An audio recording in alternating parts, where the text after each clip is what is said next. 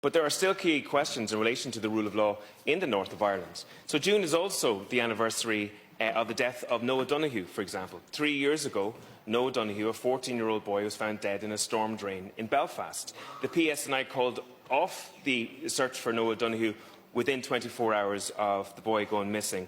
CCTV footage taken 14 hours before Noah went missing was actually withheld from the family for 2 years, inexplicably. And we have a situation where we're not sure even when the coroner's office received that CCTV footage. The Northern Secretary issued a public interest immunity certificate, which allows for whole chunks of the information around that case to be redacted. And the Donohoe family have made 3 complaints to the PSNI Ombudsman in relation to that investigation.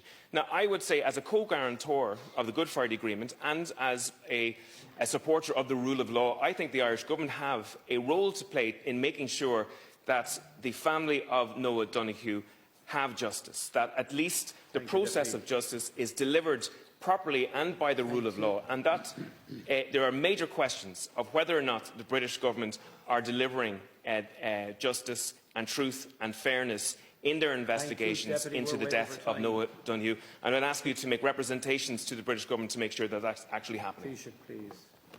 Look, thanks, Gordon, and thanks to Deputy Tóibīn for raising the issue of Noah Donohoe. My thoughts are with the family.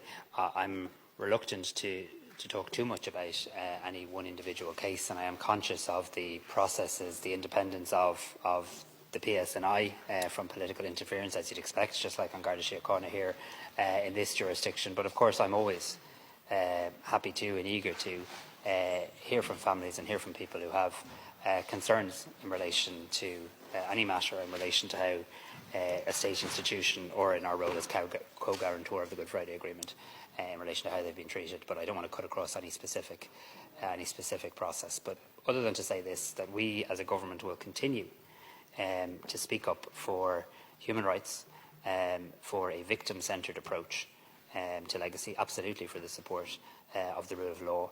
And we take very seriously our role as co-guarantor of the Good Friday Agreement, and I really look forward to having a conversation with the British Government in July about how we can both work together in that constructive partnership approach that is so important to peace on this island and on these islands.